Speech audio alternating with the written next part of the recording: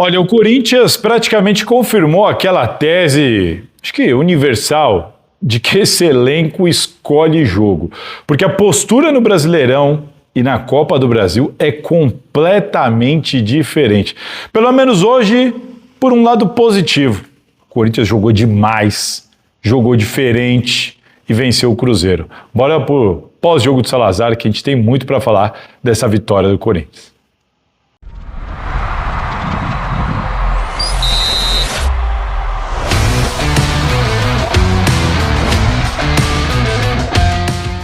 Fala pessoal, todo mundo vivão por aí? Todo mundo vivo? Depois dessa vitória do Corinthians por 1-0 sobre o Cruzeiro na semifinal da Copa do Brasil, não tem gol fora, portanto é 1-0 básico mesmo. Cruzeiro vai para o jogo de Itaquera ainda vivo nessa disputa, afinal qualquer vitória por um golzinho de diferença do Cruzeiro na Neoquímica Arena leva essa definição aos pênaltis, mas é uma vantagem e tanto, convenhamos, né?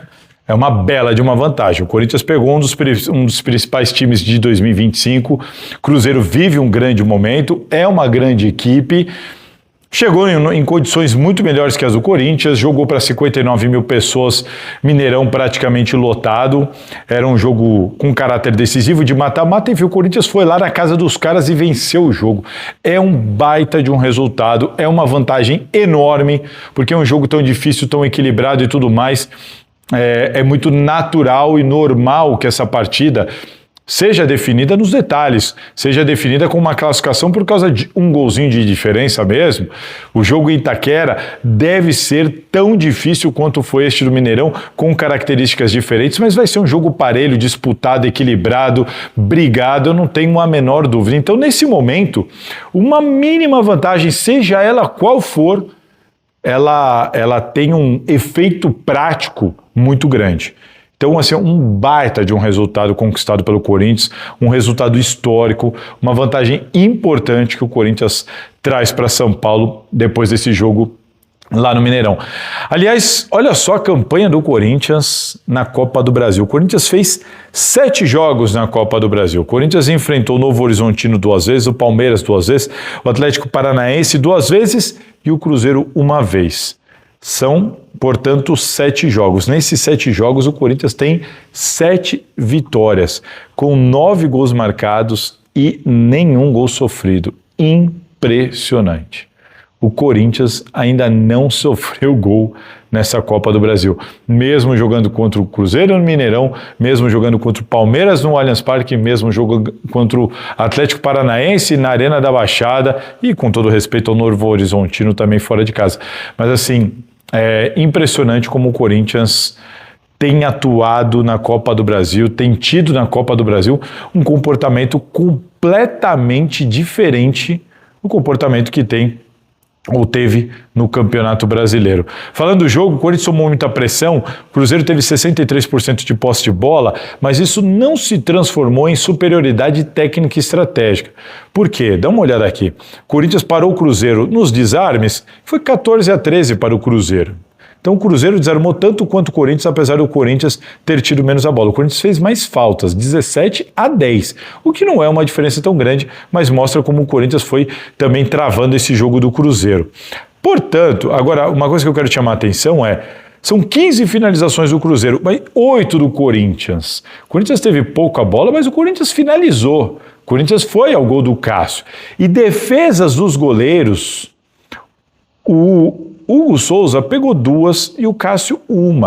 Então você percebe que o Corinthians ele teve menos a bola, ele sofreu mais pressão por questão de posse de bola do que propriamente de vitória estratégica por parte do Cruzeiro. Porque restou ao Cruzeiro erguer bola na área. Queria até ver se tinha aqui para a gente conferir, não sei se tem o número de escanteios.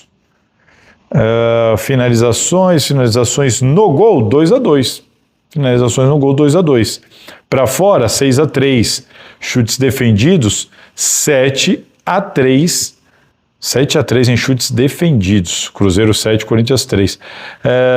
Bababi, eu queria pegar Eu queria pegar o número de escanteios, não estou achando aqui agora. Cruzamentos, aqui que eu acho que vem a grande diferença. O Corinthians cruzou 12 bolas na área do Cruzeiro, o Cruzeiro cruzou 37 bolas na área do Corinthians. 37. É muita coisa. Interceptações, 13-5 para o Corinthians. Recuperação de posse de bola, 45 para o Cruzeiro, 38 para o Corinthians. Não é uma discrepância tão grande. Mas olha só, o número de interceptações é gritante. 13-5 é muita coisa. Agora, o que pega para mim, que eu quero chamar a atenção, é esse número aqui que eu acabei de falar, cruzamentos. 37 do Cruzeiro. Sabe quantos cruzamentos desses 37 foram corretos, certos? Chegaram ao jogador do Cruzeiro que conseguiu concluir e finalizar? 4. 4 de 37 segundo o SofaScore. 4 de 37. Por que eu estou querendo dizer isso? Porque quem viu o jogo, acho que vai entender o que eu estou falando. O Cruzeiro teve esse domínio de posse de bola, mas o Cruzeiro, o sistema defensivo do Corinthians, ele trabalhou muito bem. E eu estou falando do sistema inteiro, dos meio-campistas até os dos atacantes. O Corinthians sem bola trabalhou muito bem. Se defendeu muito bem, cobriu bem os espaços, as coberturas, se posicionou bem. Inúmeras finalizações que foram interceptadas, por isso esse número tão alto. Bolas próxima à área, que o Cruzeiro chegava para finalizar e a bola batia em alguém antes de chegar no Hugo Souza, ou muitas vezes nem chegava no Hugo Souza, mas muita gente na área cobrindo esses espaços e interceptando as finalizações. As bolas aéreas, impressionante que o Gustavo Henrique tirou, a partidaça do Gustavo Henrique, só 4 cruzamentos corretos de 37. Então o Corinthians, ele se defendeu muito bem e deu para o Cruzeiro uma única alternativa: alçar a bola na área. Então o jogo do Cruzeiro foi um domínio pobre, um domínio raso, foi um domínio de jogo quase que inofensivo, que dependeu de alçar a bola na área. Foi pobre o domínio do Cruzeiro. O Corinthians trabalhou bem sem bola, se defendeu bem e forçou o Cruzeiro a abrir as bolas pelas pontas e arriscar cruzamento. Facilitou para o Corinthians nesse ponto. O Cruzeiro não tem grandes cabeceadores. O Caio Jorge não é esse cara. O Arroio não é esse cara. O Matheus Pereira também não é esse cara. Então eles ficaram vivendo de uma jogada que não ia dar certo nunca. E o Corinthians, por outro lado, afastando bola. Foram 13 escanteios para o Cruzeiro. Nenhum com efeito prático positivo para o Cruzeiro também.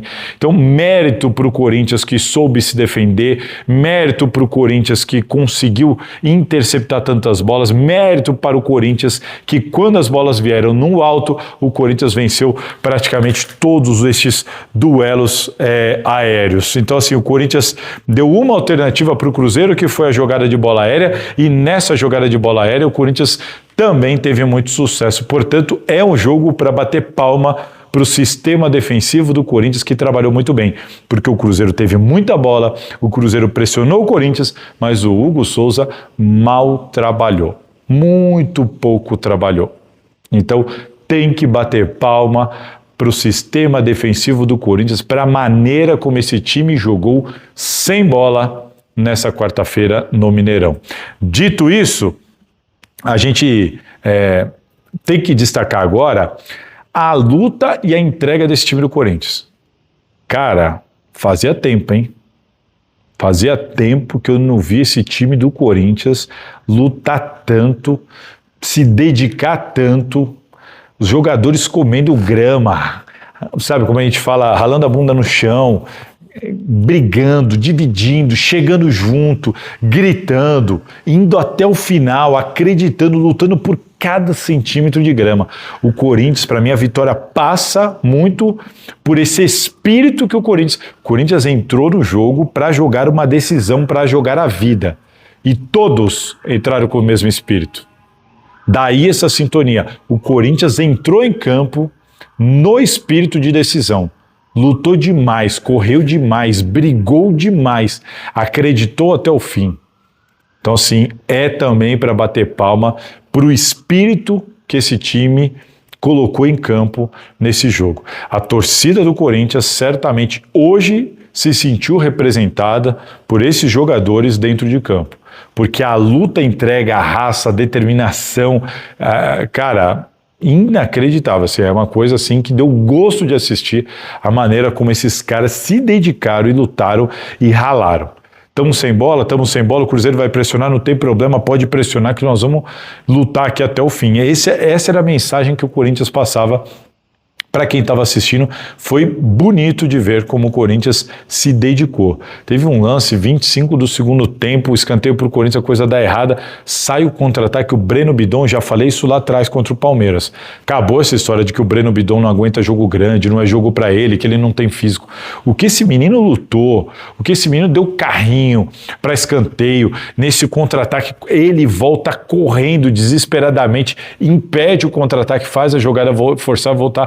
Então, assim, e aí até aproveito para emendar aqui os assuntos sobre as atuações individuais.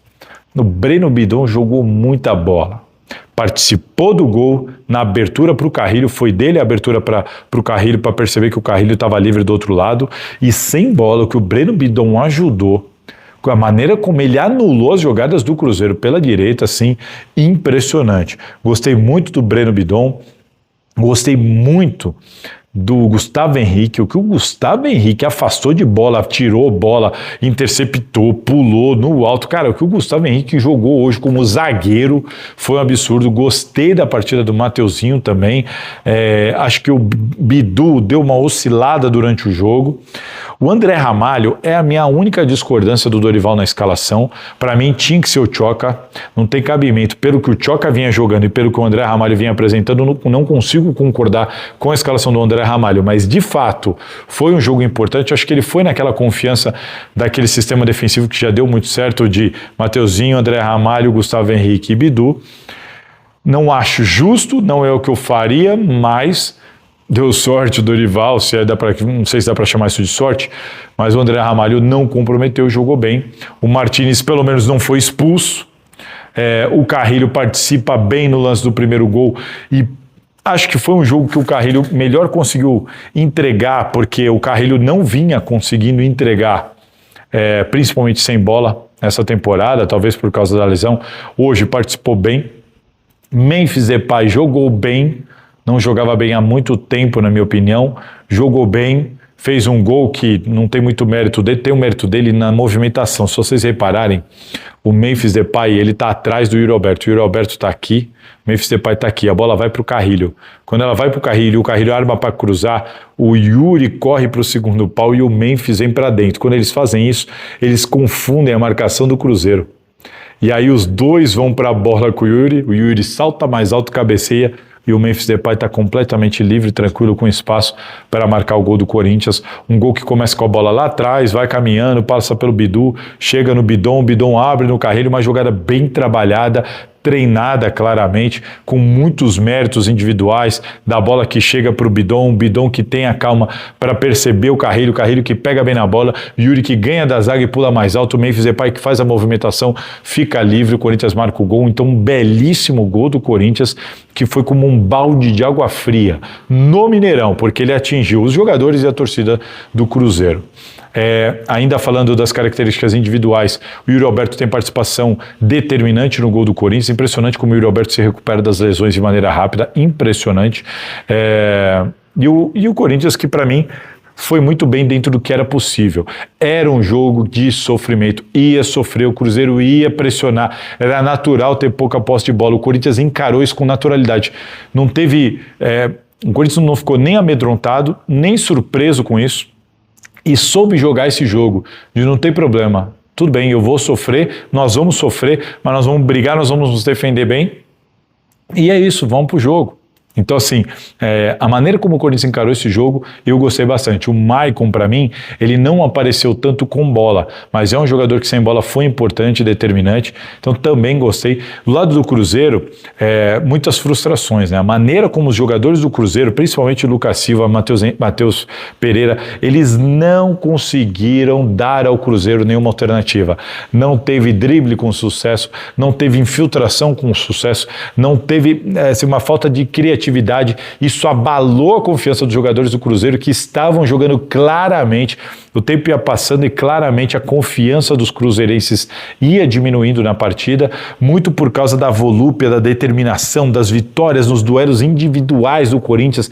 Cada derrota individual nos duelos ali, você percebia os cruzeirenses sentindo que as jogadas não estavam encaixando, nem individuais, nem coletivas, estava restando os cruzamentos, a torcida começou a ficar impaciente e o Cruzeiro foi se perdendo no jogo. Então, assim, para os cruzeirenses, uma frustração muito grande, acredito eu. Coletivamente e individualmente, o time foi muito mal, não encontrou alternativas, não conseguiu encontrar brechas nos sistemas defensivos do Corinthians e, individualmente, ninguém conseguiu se sobressair.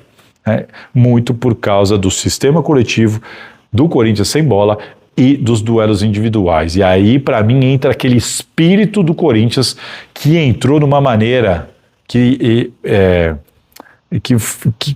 resultou em muitos duelos e muitas vitórias nesses duelos individuais. Então, para mim, dá para ver o copo mais cheio do que o copo mais vazio. Faltou jogar com bola? Faltou jogar com bola. Mas não é natural num jogo desse isso? Acho que é natural. Nas substituições, me surpreendeu a não entrada do Guinegão. O Vitinho vive grande fase, tudo bem, dá para entender, colocou o Vitinho, o André ali pelo carrilho, o Garro que entra na partida, o Charles não é o que eu faria, mas entendo que o Dorival percebeu que precisava ali manter aquela pegada e olha, estamos indo para os minutos finais, eu vou segurar esse 1-0. Deu certo, é uma estratégia, duvido que ele faria isso na Neoquímica Arena, mas se a gente pensar na peculiaridade do jogo de hoje, primeiro jogo, fora de casa, tomando pressão, torcida adversária, você está ganhando o jogo, vou colocar um cara para segurar mais. Tudo bem, dá para entender. Então assim, o Dorival foi conservador nas substituições, foi conservador, a entrada do Guinegão, não a entrada dele me surpreendeu, mas também não é nada que a gente... O Anrileri, para mim, não precisava entrar, mas se foi uma questão de questão física ali, de novo, acredito que ele pensou na parte física, na altura do Anrileri e na marcação que o Anrileri pode entregar. Não vive grande fase também, mas quantos jogadores que não vivem grande fase e que nessa quarta-feira corresponderam, lutaram, brigaram e foram melhores nos seus duelos com os cruzeirenses? Foi isso, é o resumo da partida de hoje. E um outro ponto muito importante para mim foi a questão da torcida. O Mineirão sentiu demais, sentiu o Corinthians melhor em campo. E aí toma o gol, o Mineirão morre. E cara, o que a torcida do Corinthians fez hoje foi um espetáculo. Algo que eu duvido que a torcida do Cruzeiro vai fazer em Itaquera. Uma porque a torcida do Corinthians não vai permitir e outra porque não é a característica. A torcida do Corinthians hoje gritou, apoiou de um jeito fora de casa que eu também não tenho nenhuma dúvida que influenciou no que os caras fizeram dentro de campo. Assim como influenciou não ter ido ao CT, ter protestado silenciosamente contra a postura desse time. E o que os caras fizeram hoje na arquibancada é para bater palma, foi um espetáculo. A Fiel é diferente mesmo, a Fiel é foda mesmo, impressionante o que a torcida do Corinthians fez no Mineirão. Mais uma para a gente contar, para ficar para a história, para contar para as pessoas que virão aí, para as crianças, o que a torcida do Corinthians fez no Mineirão.